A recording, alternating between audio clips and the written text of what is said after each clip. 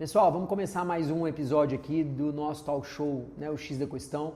Hoje eu estou trazendo excepcionalmente um cara super querido, que a gente tem uma relação que é relativamente curta, mas a gente teve muita sintonia, né, velho? É engraçado, porque tem umas relações que dão match.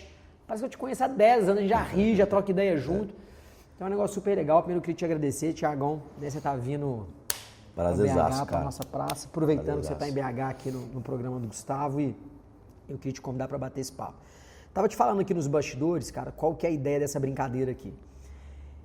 Esse programa é um programa que eu tô tendo muito zelo para trazer gente especial, beleza? Cara que, na minha opinião, pessoal, pode agregar, cara, para um cara que olha para esse tipo de trajetória médica, cirúrgica, seja plástico ou não, e que fala, porra, ali tem uma trajetória do caralho, um cara que eu poderia me inspirar, que eu poderia tirar um hackzinho e falar, putz, isso aqui eu não precisava fazer desse jeito, ou isso aqui eu poderia fazer desse jeito.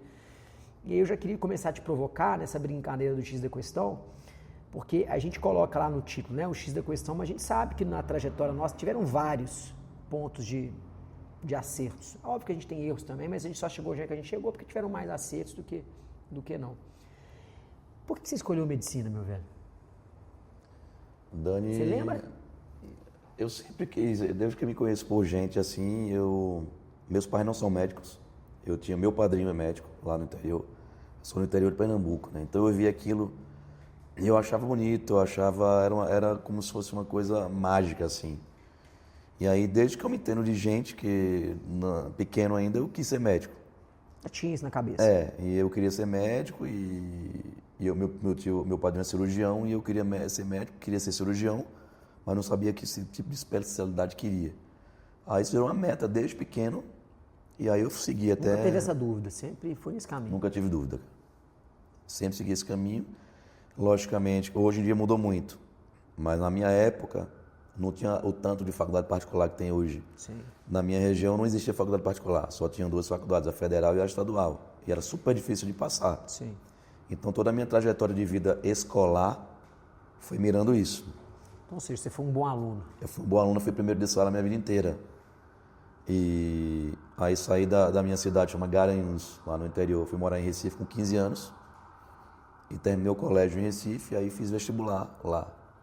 Não passei de primeira, porque o colégio na capital era muito mais puxado. Sim.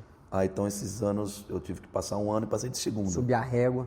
Mas mesmo assim passei com 18, que eu fiz o primeiro com 17, muito jovem. Muito né? novo. Muito novo. Mas a vida inteira eu fui mirando nisso. Como eu queria medicina, era o mais difícil de passar. Eu sempre fui primeiro de sala a minha vida inteira. Caralho, você sempre teve essa disciplina assim? Essa Sempre, maturidade de olhar e falar, pô, é aquele ali que eu quero, vou fazer um pouquinho diferente aqui. Sempre, cara. Minha mãe nunca precisou chegar junto para fazer uma tarefa de casa. Eu fazia tudo na...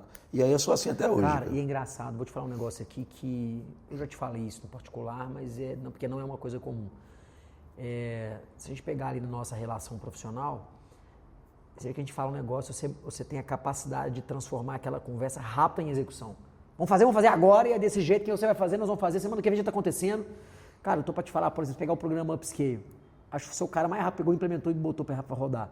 Aí nós vamos fazer lá o Daily Performance, 2 dias tá funcionando, o grupo tá funcionando. No geral o cara perereca, aí o cara vai fazer, mas a menina tá de férias. Puta, o negócio que é para demorar uma semana, 3 meses nós estamos conversando, o trem ainda não saiu do lugar. Você vê que é uma característica e é uma vantagem competitiva grande, né, cara? Você pegar para executar, para fazer. Isso é uma coisa que eu tive que mudar na minha mente e focar muito nisso. De fato, executar.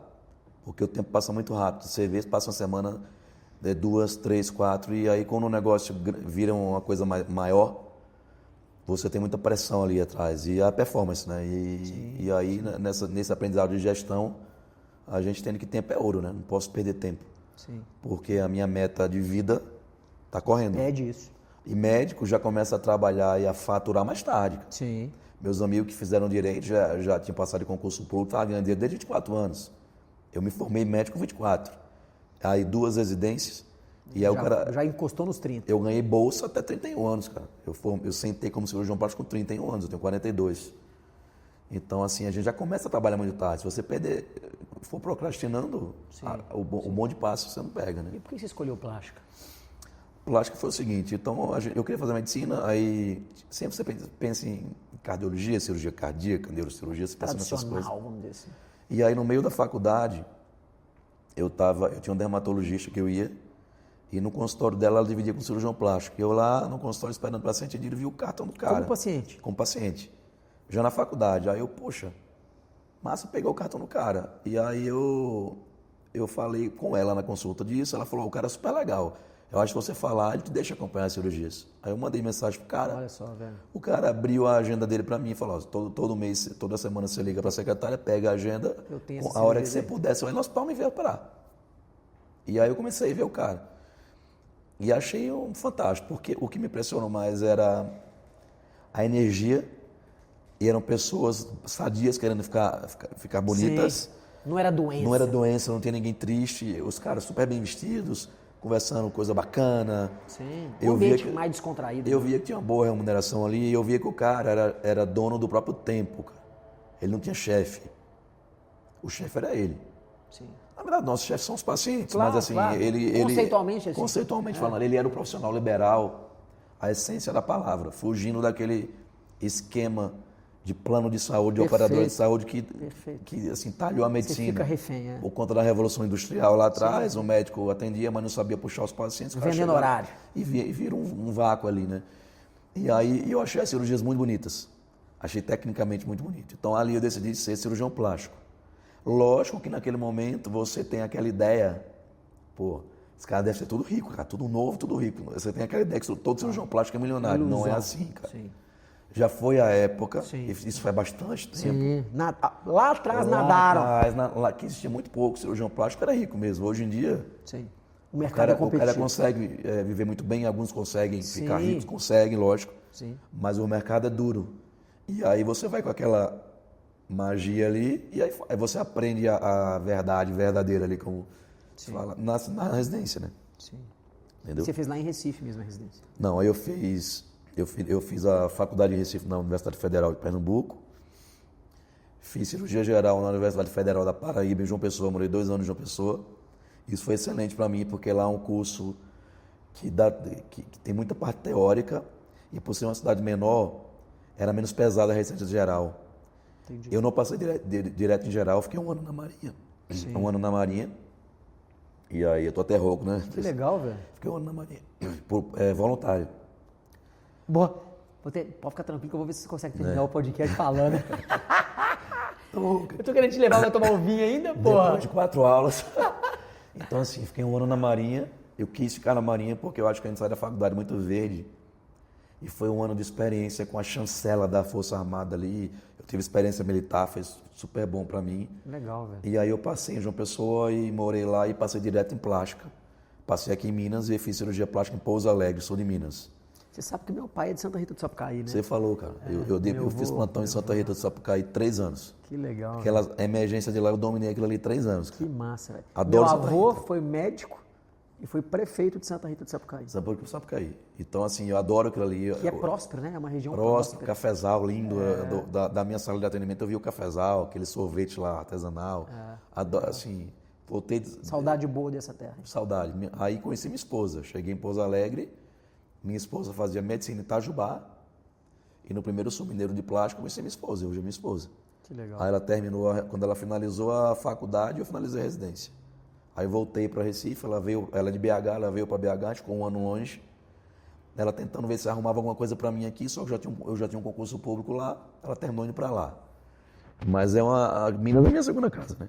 Aqui, putz, quase que eu morava em Pouso Alegre, convidado para ficar, adoro isso aqui. E aí a gente é meio mineiro, meio nordestino hoje em dia, meio misturado. Minha filha é os dois, cara. E foi muito bom ter feito Pouso Alegre, porque é uma cidade pequena, que eu senti aquela parte universitária muito forte.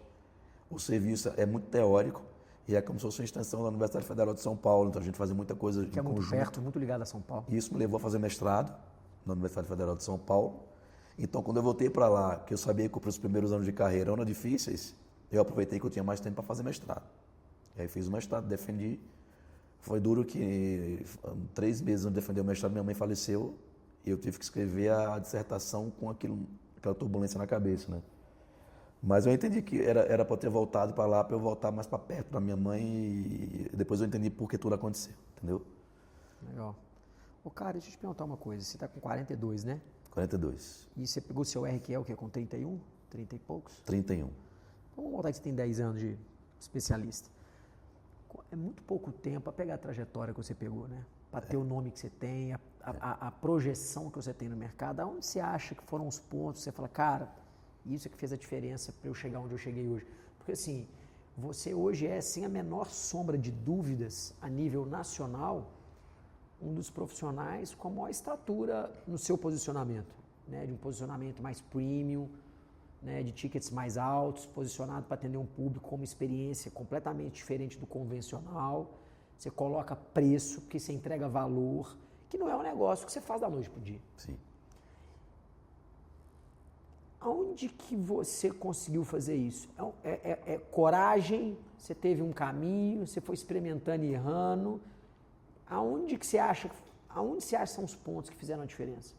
Para você hoje conseguir praticar o ticket que você pratica, entregar o valor que você entrega, ter o conhecimento que você tem, você é um cara que busca a vanguarda, lançou uma técnica lá na China, você tem curiosidade de ir lá e pegar primeiro. Aonde que foi que isso... Eu vou te falar como tudo aconteceu e eu tenho muito claro na minha mente quais foram os pontos chaves que fizeram chegar aqui. Isso tudo aconteceu de 5 anos para cá, eu tenho 10. De 5 anos para cá, foi muito rápido. Mas foi Deus, cara. Então o que é que aconteceu? Um dos meus melhores amigos até hoje foi meu R+ na residência. Esse cara mora em Manaus. E eu já estava vendo em redes sociais, o pessoal falar sobre Renuvium, o que a gente tinha na época. Esse cara comprou o Renuvium. Esse é amigo seu. E eu vi que ele comprou o Renuvium. E nessa época, cara, eu fazendo um post lá, falando mal do Lipa HD. E eu falando mal. Aí esse cara teve um dia que ele viu um post meu, um stories meu, e foi metendo pau no Lipa HD, ele pegou e me ligou. Ele falou, aqui, você tá podendo falar? Tô, senta aí. Cara, deixa eu te falar um negócio. Acabei de voltar da Colômbia. Você pode até não fazer Lipa HD, mas não fale mal. Porque eu conheço você e você já vai estar fazendo. Então não fale mal, você está dando um tiro no pé. Aí eu peguei aquilo e falei, putz, tudo bem, pode falar mal. 2, 3 meses depois, esse cara me liga, à noite em casa, ele falou, cara, quero propor uma coisa para você. Você sabe que eu comprei um Renuvium? Pô, sei.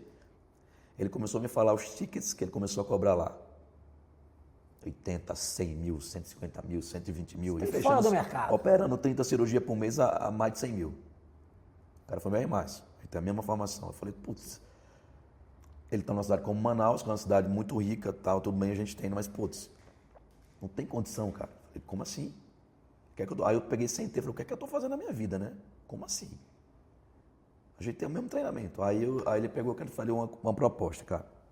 Você sabe que o meu estilo de vida é o seguinte, eu quero operar 3 semanas e viajar 1. E era viagem para fora do Brasil. Então assim, eu preciso da máquina aqui comigo 3 semanas. 1 eu mando para você. Você começa aí a falar sobre as coisas e a gente organiza, eu mando a máquina para você e você opera com a máquina. Aí eu falei, aí essa conversa durou 1 mês. Eu tá, vou pensar. Vai, não vai, eu falei, cara, vê, eu já fazia um marketing mais robusto, na época eu fazia inbound, um marketing mais profundo. Eu falei, cara, eu conheço meu marketing. Se eu começar a falar, vai aparecer gente, cara. Vai dar certo mesmo? Que o cara tem um perfil diferente do meu. Eu falei para ele, não, vai dar, tá, então beleza. Aí eu peguei um avião, topei, fui para Manaus e esse cara me ensinou a passar a tecnologia. E passei uma semana em Manaus. Fez um hands-on com ele lá. A gente fez um hands-on, operei pra caramba. A pistola do Cabo Azul, que fazia um milagre, eu vi milagres acontecer na minha frente. Eu falei, caramba, surreal. Aí eu voltei para Recife e comecei a falar. E aí começou a aparecer paciente. E eu jogando para 2 meses para frente, que eu não tinha máquina. E aí quando eu liguei para botar a data na semana, eu falei, cara, aqui ó, a agenda bombou. Não tem como mandar. E eu só tenho como te mandar a máquina no final de semana ou em feriadão. Aí ele me passou a agenda até o final do ano, se era setembro, só feriadão no final de semana. Eu já estava com, 5, 6 anos de carreira, eu operava em Recife, operava no interior nessa época, já tinha pro mercado local um preço diferenciado. Eu falei, cara, eu já tinha minha filha, eu falei, cara, eu tenho um filho, cara. Não vou estar parando no final de semana. E ele é muito amigo meu. Eu fiquei decepcionado no momento lá na época, aí eu falei, cara, falei isso pra ele, você colocou a segurança da minha família em risco. Sim. Porque você me obrigou a comprar essa máquina. Uma máquina de 500 mil reais. Sim. Você me obrigou a comprar essa máquina. Eu sabia que eu iria comprar essa máquina em 6 meses, porque eu sabia que a coisa não ia durar tanto. Mas não era agora, eu ia comprar com giro. Sim. Aí eu sentei com a minha mulher, liguei o telefone, sentei com a minha mulher, ela é medrosa. E eu sempre fui super medroso. Eu não tenho essa coragem toda. É mesmo, Thiago? Isso tudo só aconteceu por causa disso, cara. Foi Deus. Então eu sentei com ela e falei, cara, Te projetou. tem 4 pacientes marcados, eu tenho meu nome aqui. Eu lutei muito para construir meu nome, não vou jogar na lama. Eu vou comprar essa máquina e vai dar certo. Aí me veio uma coragem. Por conta disso que aconteceu. Aí no outro dia eu comprei a máquina. Só que eu comprei a máquina sem saber fazer HD. Eu nunca fiz HD na minha vida. No homem, a primeira cirurgia era um homem, lipo secundária, HD num homem, eu nunca tinha feito HD na minha vida. Aí eu fui pro interior atender e aí liguei pro Baxi, amigo nosso, dono de uma das maiores empresas de material médico e hospitalar e plástico do Brasil. Falei, Baxi, o negócio é o seguinte, cara, comprei o Renuvo. Ele, pô, você tá louco, cara? Quanto é que você pagou nisso aí? Putz, eu falei, Baxi, você não tá entendendo. Daqui a uma semana eu tenho uma cirurgia marcada, é um homem em HD, eu não sei fazer HD. Você tá louco, cara? Você pirou? Peraí. Vou te ligar de vídeo agora, Ligou de vídeo, arrancou a camisa no meio da fábrica. E a mulher ajudando ele, a esposa dele. Arrancou a camisa. Vou te mostrar como é que você faz. Ó, eu vou te mandar essa cama. Você entra por aqui, você faz isso, tá.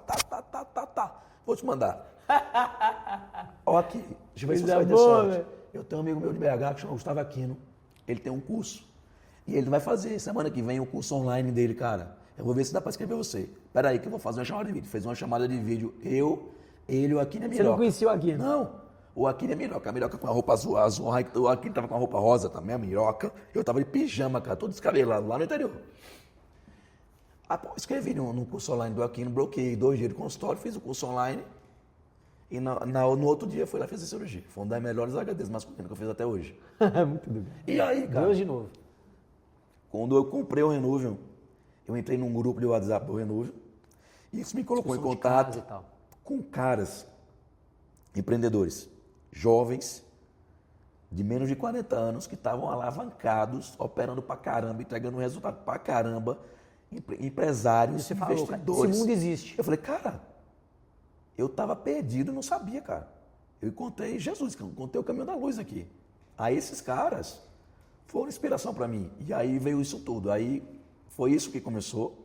E esse contato com essa galera me deu coragem e me colocou no mundo de gestão, de carreira, de mudar o mindset, de gestão, de ver que a gente com o mesmo treinamento, todo mundo bem treinado, dá para acontecer. Isso fora do eixo de São Paulo.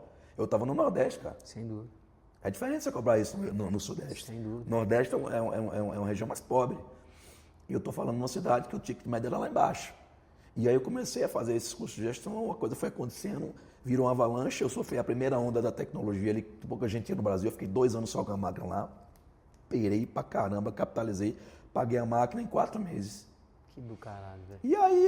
E aí isso foi gerando autoridade. Essa autoridade. Mas eu falei, aí eu sentei, aí eu tive essa sabedoria de sentar com o meu time e falar, cara, a gente não pode ser refém na máquina. Que daqui a pouco, isso aí eu achava que eu falava em 6 meses, daqui a 6 meses o pessoal vai me ver, validar aqui, o pessoal vai comprar. Vai pipocar. E se colocar 10 batedeiras na mão de 10 cozinheiros, cada um entrega um bolo, cara. Então, eu vou ter que melhorar a minha lipo, porque a nossa arte é a nossa lipo. Isso é a nossa segurança. As máquinas vão mudar, eu já percebi isso. E aí eu comecei a fazer curso, fiz o do Aquino, eu vim fazer o curso do Aquino presencial, que eu já tinha 40 HD nas costas, já sabia fazer HD. Mas eu devi isso a ele. Eu vim aqui por honra. Eu vou lá, eu devo isso a ele. Vim, fiz o curso, e aí fiz vários cursos e a parte de gestão também, e aí girou isso tudo. Mas a coragem veio daí. Eu acho que foi a mão de Deus. Ó. Esse menino está aqui, ele não tem coragem, eu vou ter que dar um pé nas costas dele para ele ir. E aí veio isso tudo. Aí hoje a gente meteu o pé na porta no mercado lá, alavanquei o ticket mesmo, e hoje a gente pratica tickets de São Paulo lá. Sim, nível a Brasil. nossa hoje tem um hub. E aí eu fui comprando máquinas. E aí perdi o medo, porque eu vi que se paga. Agora é a lei do bumerangue, você tem que primeiro jogar para chegar para você. Você não pode querer vir para depois ser. Não existe, o jogo é infinito, né? E uma outra coisa que você trouxe aí, né, Thiagão, que você concorda, que é ambiente, né, cara? Sim, cara. Você começa a conviver com núcleos que você fala, caralho, essa galera aqui, porra, eu tô achando que eu tava grande, tu é pequeno. É como fala aqui em Minas, junto dos bons, que você fica minhoca. Você está num ecossistema que você é o melhor, você fica ali, você tem que estar inquieto. É por isso que eu gosto de estar nos cursos, eu conheço gente. Cara, te provoca. Me provoca, gente genial, cara. Assim que eu falei, cara, e você vai evoluindo. E a vida está começando agora, a gente tem 40 anos, cara. Tem toda a vida pela frente ainda. E é bonito ver isso. Porra, você tá doido. E isso tudo aconteceu, aí veio a pandemia. Você parou? Você não parou? O que você arrumou? Eu parei quase 6 meses, mas eu já era um cara que eu já tinha mesmo houve uma ideia de reserva de emergência. E quando começou a pandemia, eu falei para minha esposa, falei, cara, a gente pode ficar 1 ano dentro de casa. A gente só vai se preocupar daqui a 1 ano. Então vamos ficar aqui, vamos curtir a nossa filha. A gente fez uma imersão com a nossa filha, foi super bom. Eu fiquei 4 meses sem operar. Aí quando eu voltei, o dinheiro que eu faturava no ano, eu faturei em 4 meses. Abriu lá. O mercado acelerou, né? Para mim foi maravilhoso. A gente ficou muito junto da nossa filha, fortaleceu a nossa relação. Quando voltou super bem. Só que o cirurgião estrela achou que a pandemia levou os pacientes ao consultório. E achavam que quando voltasse, todo mundo ia voltar. Não voltaram, porque veio o Instagram, rede social. E o cara percebeu que o mundo mudou ali. A percepção foi para a rede social. E aí a rede social permite que um jovem vire estrela, cara. E aí é pura meritocracia, assim, não é politicagem de livro, não é politicagem de congresso, não é politicagem de artigo, existe politicagem em tudo. É meritocracia. Tá tudo aqui no teu bolso aqui. É só você ter a cara, jogar, entender a tua audiência e ir lá. E aí o céu é o limite. A gente viu isso acontecer no Brasil. E isso é o que está acontecendo, é o que girou isso tudo. Ô, cara, você pegou um ponto aí que eu queria saber de você, assim. Você hoje tem uma rede social, um olhar para marketing. Eu tô para te falar aqui diferente, beleza? Sofisticado, entende, interessado, você se envolve. Aonde que começou isso? Que hora você falou assim, bicho, eu vou ter que fazer essa merda. E vou fazer bem feito, e vou aprender, e vou investir, e vou gastar dinheiro, e eu vou pôr grana mesmo, eu vou entender que isso é importante. Que horas, que momento você falou, cara, eu vou fazer isso? Alguém te influenciou, você foi fazendo e foi subir na barra?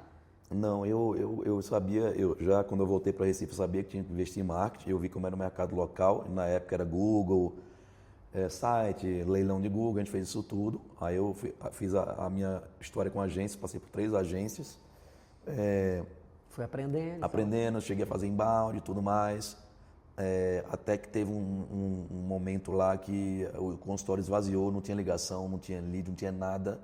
A Cátia, minha secretária, chegou, tá alguma coisa errada, deve ter alguma coisa errada com o marketing. Aí, uma dessas agências, eu tive contato com pessoas que eu gostei, que depois saíram da agência, eu liguei para um cara que foi meu gestor de marketing de tráfego há muito tempo. Chamei ele na clínica e pedi para ele fazer um diagnóstico. Ele diagnosticou um monte de coisa errada. Aí ele falou, você precisa montar a tua equipe para fazer um negócio diferente. Aí a gente montou uma equipe. Aí começou a fazer um negócio mais profundo, diferente, só que eu era muito romântico. Eu era um cara que você comigo na minha sala, só nós dois, você me pedia para mostrar um pós meu, eu não mostrava, porque era errado. Não, a sociedade não deixa, tá errado, cara. Ninguém tá vendo, mas tá errado. Quando eu comprei o Renault, passei a conviver com essa galera nesses grupos, eu percebi que... Isso era bloqueio. Era bloqueio mental, que os pacientes têm, era proibido na época, os pacientes têm direito a isso, e é isso que muda o jogo. Então, é tipo assim, você pode até não fazer, mas você sabe que você precisa fazer isso. E aí foi aí que eu comecei a postar o pré e pós, e aí que a coisa girou completamente. Mas o olhar para o marketing foi desde lá de trás, aí a gente evoluiu com isso, mas a pegada também é manter a humanização, é um marketing mais avançado. Sim. Acho que o mais difícil é você entender a tua clientela, os teus seguidores, e eu queria passar uma imagem de seriedade, sem muita brincadeirinha. Sim. E sofisticação. E é isso que a gente passa, que os pacientes chegam falando isso nas consultas, sabe? Mas o olhar foi desde sempre, mas foi mudando ao longo do tempo, sabe? Eu também achava brega, tipo, o feed parecia uma prateleira. Sim. Eu ainda acho... eu gosto, você sabe, eu gosto de mesclar, porque... Sim, né? E quando vai pro feed... Tem mais que isso. Tem uma coisa mais artística, não é aquela pré e pós, porque também isso aí também satura, entendeu? Vira cardápio. Vira cardápio, não é um cardápio, sabe? Eu acho que... Pô, cara, e de onde é que o seu senso estético vem da onde? Porque você tem um senso estético apurado. E eu vejo isso porque não é uma característica comum, tá? Você trouxe aqui pra gente que você é um cara de interior de Pernambuco. Isso. Então, não imagino que você sempre foi um cara que teve acesso às melhores informações, ao mundo, a marcas, a não sei o quê. Aonde que você foi apurando o seu senso estético? Isso veio de você ou tem alguma influência? Porque hoje, eu falo porque eu vejo o seu Instagram hoje especificamente, você vê nitidamente que tem um senso estético. E aquilo não tem como não ser seu. Porque é óbvio que você que direciona a sua equipe. Por mais que você pode ter gente boa, você fala, isso aqui eu quero, isso aqui eu gosto, isso aqui é essa letra, é desse jeito, é com essa luz, isso aqui eu acho feio. Isso aqui. E eu vejo que são detalhes, cara. Eu tenho cara que conheço gente, amigos e tal, comum, que o cara tem um puta de um trabalho, mas ele não tem exatamente o senso estético. Sabe aquele negócio assim? É aquela pessoa que consegue ir na C&A e tirar uma camiseta e falar, é essa aqui. Aonde que você apurou isso? Fora o seu armário, que eu não vou nem entrar no detalhe. Cara, eu acho que é dom. Isso é uma Sempre coisa. teve? É uma coisa que vem de dentro. Eu não falo que eu sempre tive, mas é uma coisa que talvez estava dentro de mim e eu passei a desenvolver em determinado momento. Na residência eu estava preocupado em aprender as técnicas, mas não foi exatamente na residência. Eu acho que eu desenvolvi. Eu sempre gostei dessa questão de roupa. Eu foi ligado a ser bem vestido? Eu sempre vi que imagem. Que assim, eu acho que a sua imagem é posicionamento. Eu acho que andar mal vestido é caro. Andar bem vestido não é caro. O cara que anda mal vestido, ele perde negócio, ele perde oportunidade. Sim, eu acho que é bem posicionamento. O mundo da cirurgia plástica, a gente tem um glamour, então você vai para eventos, começa a ver as coisas. Mas eu acho que eu me encontrei dentro do contorno corporal. Que eu já amava cirurgia plástica, mas contorno corporal é um negócio que é mais forte, assim. Eu penso contorno corporal o tempo todo. E aí, à medida que você vai trabalhando e melhorando sua condição financeira, vindo de uma família pobre, aí você começa a viajar. Acesso à informação, a ler mais arte, a entender, caramba, as histórias. Aí começa a ver aquelas esculturas e quadros e ler. Aí eu desenvolvi um gosto por vinho, por culinária. Isso é tudo arte. Eu percebi que sou um cara que gosta de arte, apesar de nunca ter estudado tanto isso, mas eu percebi que quando você junta as coisas, aí entra o paladar, entra o cheiro, entra a visão, porque cada cirurgião ele tem um senso estético, mesmo dentro do contorno. E as curvas e as transições, é aí que o paciente vai ver a tua assinatura. Não é Renuvium, é o Graft, não é isso. Entendeu? E aí isso faz os pacientes viajarem. Eu acho que quando eu entrei no contorno, eu acho que trouxe uma coisa que já tinha dentro de mim. E eu fui treinando mais, alinhando mais isso dentro do contorno e adquirindo mais cultura, me aculturando mais.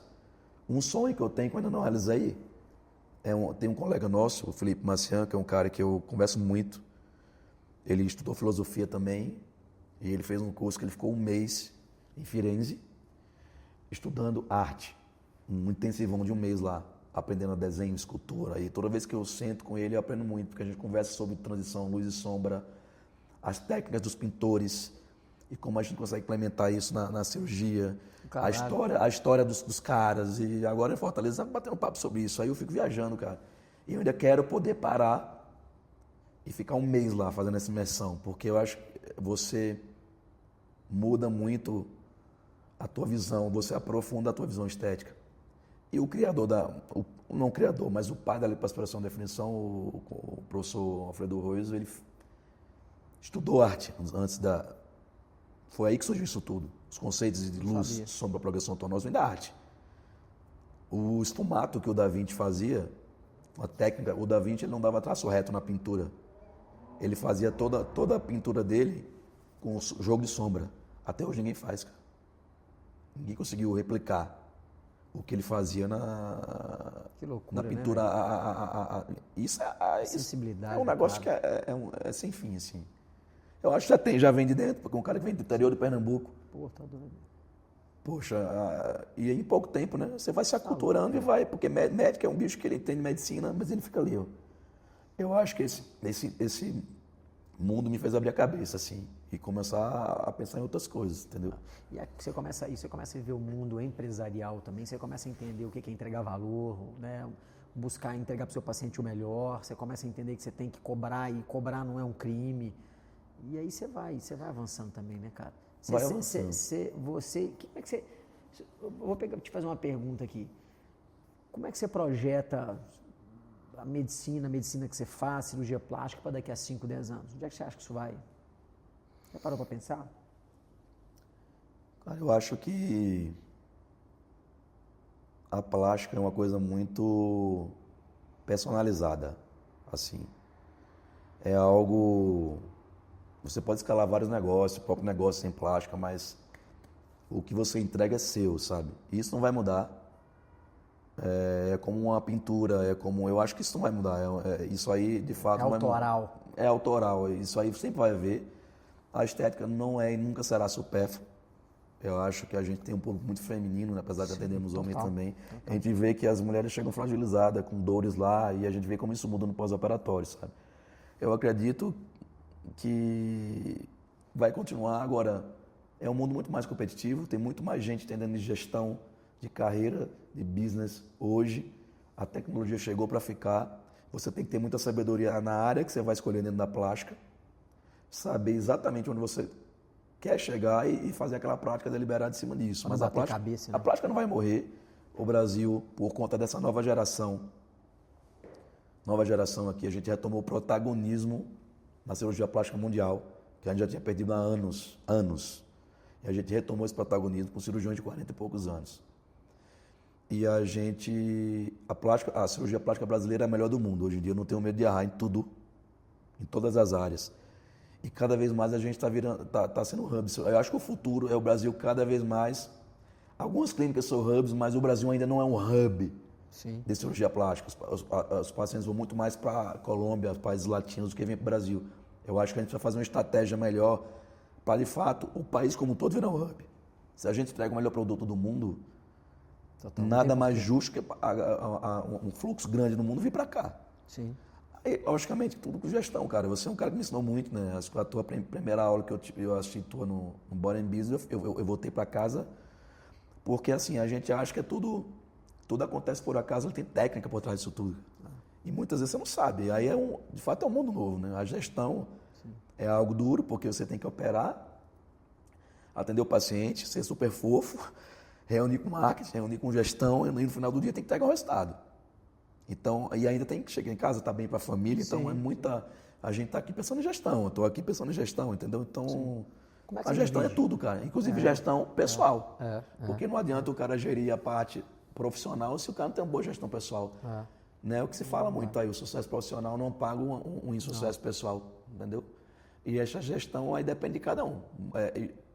Meta de vida, né? Eu sei muito bem que é isso que eu quero e traçar. Como é que você administra seu tempo hoje, assim, se dividir o jaleco branco com a parte de gestão? É médico e tal, você consegue administrar bem? Você é um cara que fecha os horários, não, aqui é isso, aqui é aquilo? Eu aprendi a priorizar mais a gestão no sentido de eu tenho que reservar aquele horário na minha agenda do dia para fazer gestão, porque se eu não reservar, fica no final do dia, a coisa não acontece. Mas eu sou um cara que sai de casa às 6 horas da manhã e chego, geralmente, eu tento chegar até às 8 da noite. Sim. Eu sou um cara que durmo todo dia em casa. Sim. Não faço plantão já há muitos anos, graças a Deus. Passo meus finais de semana em casa. E o tempo que eu tenho ali durante o dia, cara, eu tento levar minha filha na escola, que eu acho que, poxa, o tempo passa. Pensa bem, a gente tem 6, 7 anos para ver a apresentação das nossas filhas na escola, cara. Pensa bem. Se você perde 3 apresentações de Natal, por exemplo, você perdeu metade. E o tempo não volta atrás. Então eu sou um cara, eu nunca procurei muito volume, você sabe. Eu sou um cara que eu procuro valor, um ticket ok, mas assim, eu sei que eu poderia ganhar muito mais se eu focasse muito no volume, mas eu não troco o meu tempo que eu tenho com a minha família. Você sabe a renúncia que você tem que fazer. Porque a minha riqueza está lá em casa. Sim. E aí quando você começa a evoluir, você vê que chegar em casa e encontrar minha filha acordada é o que me oxigena para aguentar outro dia. Se eu chego ela está dormindo, ele me destrói, cara. Porque eu preciso daquela 1 hora de brincadeira com ela para me oxigenar e eu, sabe, tomar um banho e ficar bem pro outro dia. É isso, entendeu? Cansa, mas é aquele oxigênio, entendeu? Sim. E tempo de qualidade, né? Porra, tá louco. Eu acho que é isso, cara. A maior desafio, eu acho, é gerir isso. O tempo familiar com o tempo profissional, sabe? E você não deixar o bonde passar. Não é fácil, não. Não é fácil. O que você faria, Thiagão, diferente? Nós estávamos falando aqui um pouquinho nos bastidores no começo. Com o que você viveu, com a sua trajetória, com o que você passou. Você está formando o RQE hoje com a cabeça do Thiago de agora. O que você faria diferente? Ou o que você faria igual?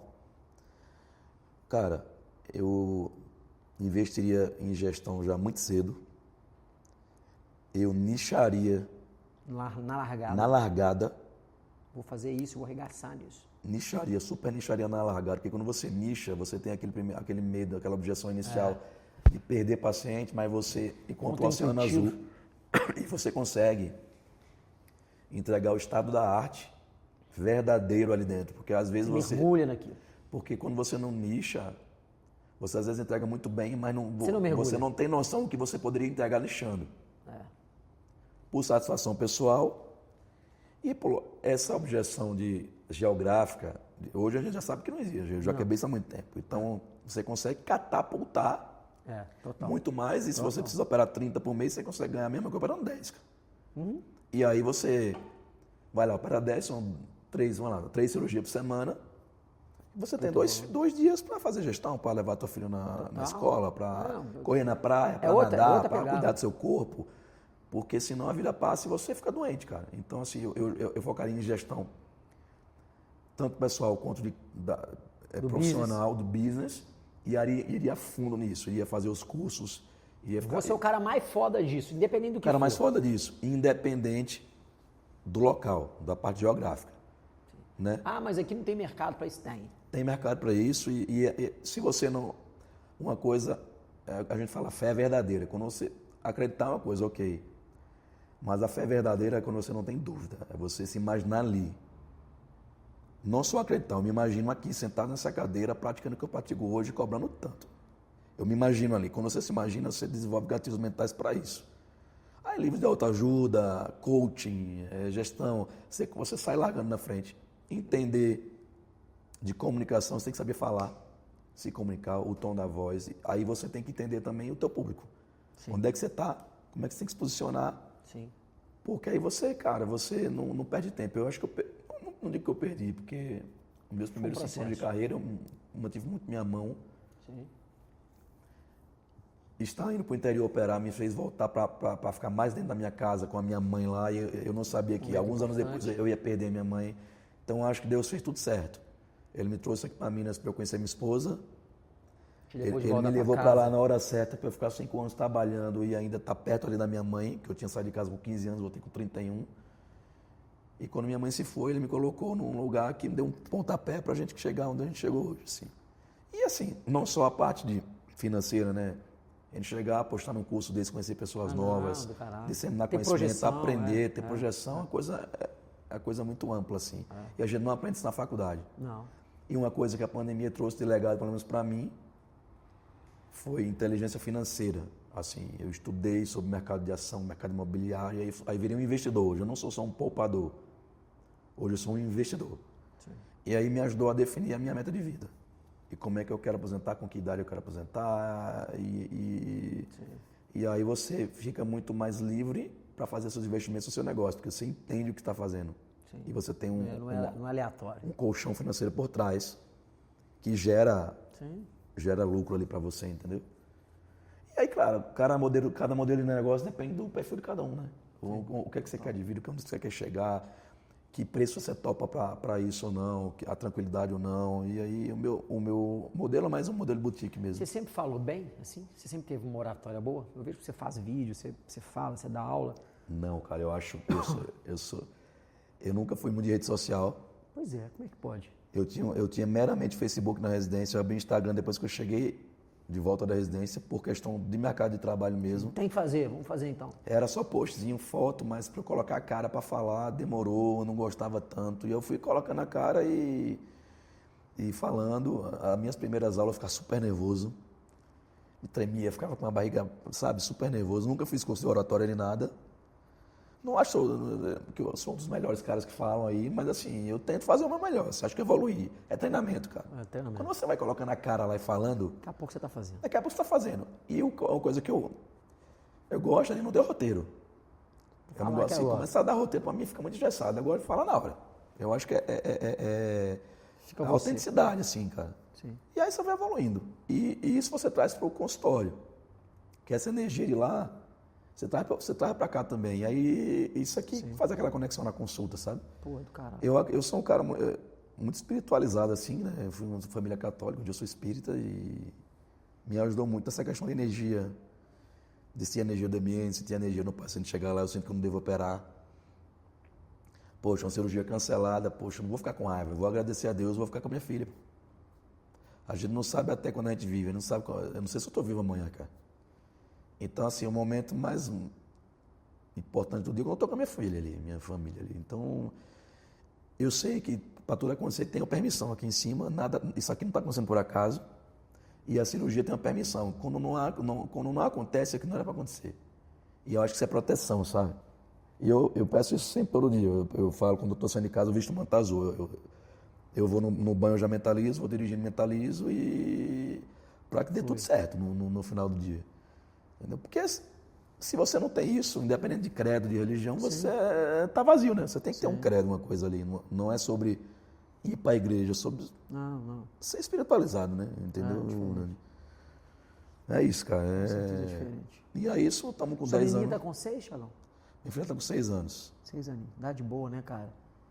A idade boa, as crianças hoje evoluem muito rápido, né, cara? Ela conversa comigo, coisa que surreal, assim. A minha tem 7, a mesma coisa. É a cara da minha mãe. Não conheceu minha mãe, né? Minha mãe faleceu antes disso. E, cara, é o oxigênio. Dá super trabalho, mas a vida muda, né? Você tem filho, você sabe, cara. É surreal. A gente viaja, o mais duro da viagem é ficar longe, né? Sim. Aí quando você volta, é aquela alegria, cara. A corrida do abraço é bom demais. É bom, cara. Ô, Thiagão, e qual foi o maior extremo que você já viveu na cirurgia plástica? Extremo. Cara, na minha carreira eu não vivi. Eu vou te falar que eu não vivi extremo, estou sendo super sincero. Eu nunca tive complicação séria na minha carreira. A gente passa na carreira por flutuações de movimento, a gente teve intercorrências estéticas que geraram refinamentos, retoques, aí todo mundo tem esse percentual de retoque. Na minha carreira, talvez o maior extremo foi a pandemia, que eu fiquei ali 4 meses dentro de casa, com medo, a gente não sabia o que estava acontecendo, eu já com filho, medo de morrer, Loucura, tanto né, de guerra no meio da rua, e eu não sabia quanto tempo a gente ia passar dentro de casa, né? Minha mulher trabalhava, mas toda a estrutura financeira da casa era minha. Minha filha estava com 1 ano. Minha mulher ficou 2 anos sem trabalhar, porque minha filha teve alergia alimentar. A minha mulher ficou em casa. Quando ela ia voltar a trabalhar, teve a pandemia. Aí eu deixei ela 1 ano em casa para não pegar o Covid. Eu diria que foi o maior extremo. Ficar esses 4 meses em casa, porque a gente começou a ficar em casa, mas não sabia se ia ser 1 ano. E aí Bate a noia. Você fala, bate aquela insegurança de, poxa, cara, eu diria que foi isso. E uma relação mal sucedida que eu tive com o meu primeiro sócio, né? Eu tive um sócio na minha vida que não deu certo, né? O cara tinha dentro da plástica? Dentro da plástica. Era um cara que eu conheci lá quando eu voltei. Ele já tinha, era um consultório, não era uma clínica. Em Recife. Era uma clínica. Eu comecei dividindo com as dermáticas, não deu certo. E aí esse cara me convidou para ficar. Fiquei 3 anos. Só que esse cara tinha uma mentalidade completamente diferente da minha. Eu comecei, mesmo antes do Renovo, tá? Comecei a evoluir ali dentro. Fiz um MBA compacto, me abriu um pouco a mente. E aí esse cara não ia. Eu comecei a operar mais do que ele, mesmo com 2 anos menos do que ele. Esse cara começou a ficar com ciúme. E aí terminou de uma forma triste, assim. Me colocou para fora do consultório. Hoje a gente não se fala mais. Mas isso também me empurrou, me deu coragem, porque eu abri meu primeiro consultório só. Eu saí de um consultório que eu dividia, eu fui para um consultório de 45 metros quadrados só. Eu dobrei meu custo. Eu tive medo, né? Eu fiz uma reforma, gastei tudo que eu tinha na reforma, fiquei liso. Minha mãe tinha acabado de morrer. Foi duro esse ano, porque minha mãe faleceu em fevereiro, eu defendi minha... Nós estamos falando de quando? Nós estamos falando de 2017. Minha mãe faleceu em fevereiro, 9 de fevereiro. Eu defendi meu mestrado na Escola Paulista de Medicina em julho. Pô, então esse ano foi intenso, hein? E quando eu voltei para lá, eu estava na outra clínica. Eu mudei em agosto. Então eu tive que escrever minha dissertação do mestrado, toda essa turbulência da minha mãe. Esse cara me colocou para fora da clínica 1 mês antes da minha obra terminar. Eu tive que atender de favor na clínica de um colega que eu auxiliava, que é um irmão meu. Me ajudou muito, que eu auxiliei esse cara 5 anos lá em Recife. Dr. Jairo Zaque, que é uma referência para mim. E eu atendi 1 mês de favor na clínica do Jairo, até mandar para minha clínica, com a Cátima. A Cátima era secretária nossa. E era secretária dele de confiança. Ó. Ele tinha dado plantão, numa outra empresa que ela trabalhava. Ele entrou numa noia que ela se juntou comigo para tirar paciente dele. E aí começou a fazer assédio moral com ela saiu do negócio, eu fiquei lá só, depois eu saí, vi que ela estava desempregada. Fiquei 6 meses, a parte da obra inteira, dando ajuda de custo a ela e ela me esperando, em casa. Aí a gente abriu o outro console e fomos só os dois. E depois desse outro é o que você está hoje? Esse console a gente ficou lá 5 anos. Aí a gente foi para essa clínica de hoje. Foi um passo Que já grande. foi um puta de um passo. Foi um puta no passo, porque já está... Posicionado. A clínica 200 metros quadrados, em Recife é uma clínica, é uma clínica grande. Né? E foi muito bem montada. Muito bem montada, mas eu já cheguei com mais corpo, mais estrutura, com mais conhecimento, mais cultura, mais entendimento de gestão. Eu me preparei 2 anos para fazer a reforma, eu vi o melhor momento, esperei passar a eleição Copa do Mundo, não peguei financiamento de nada e paguei a obra da clínica inteira com giro de caixa, capital de giro. Quando eu entrei, estava tudo pago. Eu colocava a cabeça debaixo d'água, tirava, colocava debaixo. E aí o pau foi comendo, pau, aí virou isso, entendeu? Aí a gente tá lá 1 ano, fizemos 1 ano 15 dias atrás, na clínica nova. Aí minha esposa fez residência em Recife, fez endocrinologia, aí hoje em dia já começou a aumentar muito o movimento. Minha esposa já começou comigo orientando, não vai atender convênio, vai ser só particular. A gente tem uma estrutura aqui que você não precisa colocar dinheiro dentro de casa, então você tem a tranquilidade de começar do jeito certo, devagarinho. Hoje ela está com a agenda de 3 meses lotada só com paciente particular. Caralho, né, velho? O que é direção? Mas ela teve, graças a Deus, a possibilidade de ter essa tranquilidade, né? Sim. De não ter que se prostituir para colocar dinheiro dentro de casa. Para começar. Foi assim que a gente começou. E tá indo super bem, assim. O mercado é desafiador, né? O momento não é fácil, todo dia é um dia novo, mas eu acho que é na dificuldade que você cresce, né, cara? Você vê... Com certeza. A dificuldade é uma oportunidade de crescimento, né?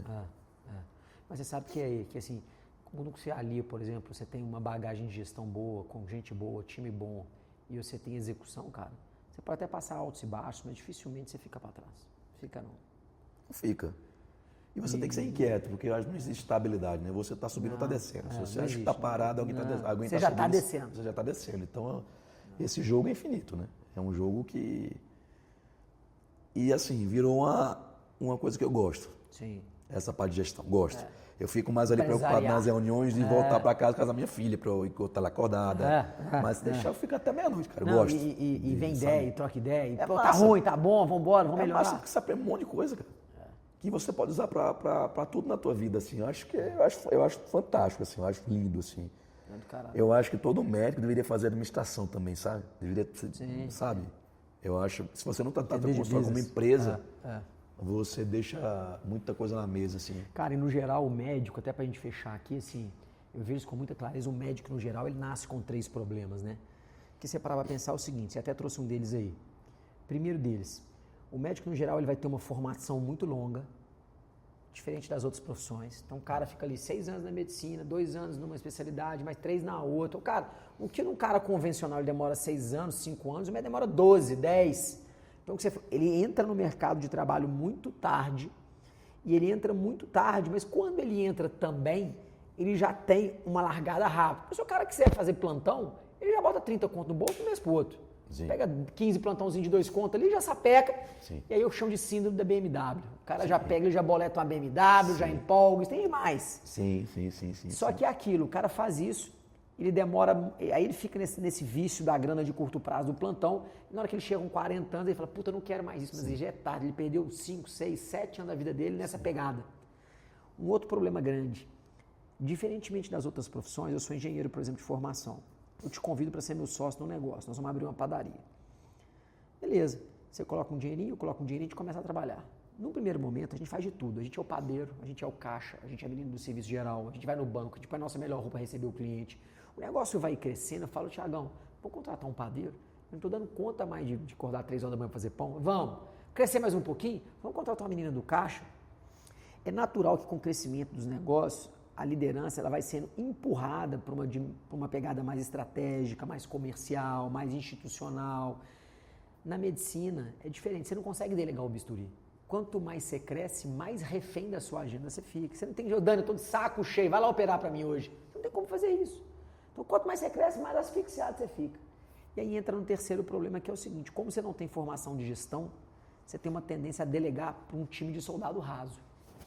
Aí, meu amigo, né? Aí é a fome com a vontade de comer. É zebra. O cara, quando sai da faculdade, fala que é a corrida dos ratos, né? O cara ele vai trocar tempo por dinheiro e ele começa a construir passivo. A gente vê muito médico de 70 anos dando plantão, cara. Ué. O cara compra logo uma casa de praia, uma casa de campo, compra logo o carro importado, aí tem 2 filhos. Daqui a pouco os meninos fazem 17, 18 anos, faculdade de medicina, cada faculdade 10 pau. Aí o cara já veio um mês com 30 pau de custo fixo só com os filhos. Quando junta tudo, 50 pau por mês de custo fixo. Aí o cara já passou os anos de ouro dele. E aí ele se vê com 70 anos tendo que dar plantão para bancar uma estrutura que ele montou e ele não gerou uma renda passiva. Seja qualquer for, seja criando empresa, ou seja investindo em algum momento. Então não tem liquidez, fica refém. Isso é falta de inteligência, de preparo financeiro. Meu primeiro carro importado eu comprei 40 anos. Foi meu presente de 40 anos. Poderia ter comprado antes? Poderia, mas não era a hora. Não era a hora. Eu me dei de presente. Ok. Mas assim, ao invés de na residência, meu carro era o pior dos residentes do hospital, cara, aqui em Pouso Alegre. Fiquei com Celta, quase 15 anos com Celta. Cara. O dinheiro que eu ganhava no plantão de Santa Rita, eu comprava caixa de cirurgia. Tem caixa que eu tenho até hoje. Porque meu chefe me ensinou um negócio, meu amigo, meu filho, quem não tem enxada não capina. Isso é boa. O hospital tem material para você operar? Tem, mas você tem que comprar o seu material, operar com ele, porque você operando, você vai passar dificuldades com ele na mão e você vai saber o que é que o material te dá. E quando você estiver lá sem mim, ou você tiver uma dificuldade, você sabe que essa pinça resolve, o que é que essa pinça te dá em troca. Aí você vai trabalhando a sua mão, seu material, criando a sinergia do material. Aí quando eu voltei para Recife, eu vendi meu carro, mas minha mala de material, eu comprava 3 carros meus. Coisas que eu tenho até hoje. E muita gente não investe nisso. Os meninos não estão na residência, estão nem aí para nada, cara. Quero usar negócio do hospital, é troca de carro. E aí perde o tempo. A residência são 3 anos, você tem que sair lá muito bom. Você sai mais ou menos o mercado de trabalho não se cria. Eu conheço vários cirurgiões plásticos no plantão. De SAMU, de UTI e auxiliando a vida inteira. Vários. E aí o cara não sai do canto. Porque não é fácil. Mas a gente sai bem preparado. A gente tem que fazer um monte de coisa no futuro, de curso, para poder de fato entregar. E assim, o professor Pitangui, ele falava uma coisa que eu gravei. Ele falava, tudo que eu tenho, eu devo a quem eu operei. Porque essas pessoas me pagaram, construíram meu patrimônio, mas o meu nome eu devo a quem eu neguei. Boa, hein? Então você tem que ter retidão na vida, porque, lógico, eu sou um profissional em casa do seu pai, mas eu sou a mesma pessoa. Você não desconecta uma pessoa da outra. Então você tem que seguir retidão na tua vida pessoal e na profissional também, porque às vezes você joga seu nome no lixo e aí é dinheiro por dinheiro, entendeu? E aí se você passa um problema, de repente quebra, você não para se reerguer é difícil com o nome sujo, cara. Respeito entre os pares, envolve muita coisa. Então eu sempre preocupei com isso, fazer um alicerce forte para crescer sem cair, ter um bom preparo técnico e teórico, em termos até de pós-graduação. A gente me dá uma aula aqui, lógico, eu fiz pós-graduação para aprender a debater, preparar uma aula. Sim. E seguir com retidão, assim. E aí no final dá certo, cara. Cara, você está falando isso aí, eu vou te mostrar um negócio aqui. Olha isso aqui que interessante, cara. Puta merda, o cara quando a prosa é boa. Luiz tá até dormindo. Calma aí, que eu vou mostrar. Luiz, calma que eu vou te chamar, Luiz. Espera aí. Eu quero, vou acabar aqui agora, mas eu quero te mostrar um negócio aqui que é. Já tá no Nirvana ali. Calma aí, Luiz. Espera aí. Eu quero mostrar um negócio aqui pra fechar do Thiagão aqui, que eu acho que é um negócio muito legal, que é o que você falou de reputação, cara. Olha isso aqui, quer ver? Eu vou mostrar para vocês aqui. Eu sempre tive uma preocupação muito grande com isso, porque eu tive quando eu tive um problema de que a gente chama de downgrade, que eu quebrei a Sava, que era a minha empresa e tal, uma das coisas que me ajudou a me reerguer foi que, por mais que a gente tivesse quebrado, eu não tinha perdido a minha reputação, né? Assim, eu sabia que aquilo, a gente tinha tido vários problemas, mas que, como eu posso falar, Era uma consequência do negócio. A gente acabou tendo uma dificuldade de tomar um tombo de um hotel, não conseguiu reerguer, aquilo virou um pipinaço, enfim. E aí, cara, eu escrevi uma cartinha para todos os nossos colaboradores da EDR, quando o cara entra, eu queria ver se eu achava ela aqui, que eu chamo de boas-vindas, quer ver? Aqui, ó. Que todo mundo que entra, eu faço essa cartinha à mão e eu entrego pro funcionário. Olha só. Bem-vindo. Nós podemos nos dar ao luxo de errar. Errar faz parte do processo de crescimento. Quem constrói erra. Quem lava copo quebra copo. O que não podemos é não aprender com o erro e não corrigi-lo rápido. E o mais importante, não podemos perder a nossa reputação, mesmo um fragmento dela. Vamos garantir que tudo que fazemos na DR360 Educação possa ser publicado na primeira página de um jornal famoso, nacionalmente, escrito nacionalmente por um jornalista não amigável, mas inteligente.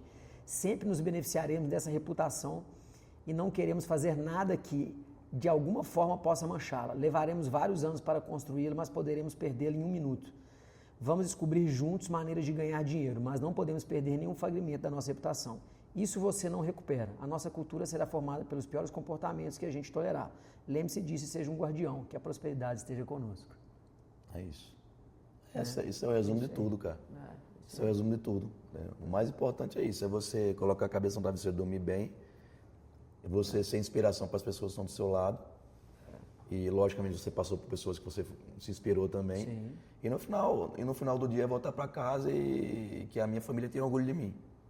É isso, a gente viver bem, e cada um fazendo o que gosta, viver com amor e um sentir orgulho do outro. Acho que pra mim, isso é riqueza, cara. Caralho. Com um pai desse, vai ter que arrumar mais meninas. Obrigadão. Caralho, demais.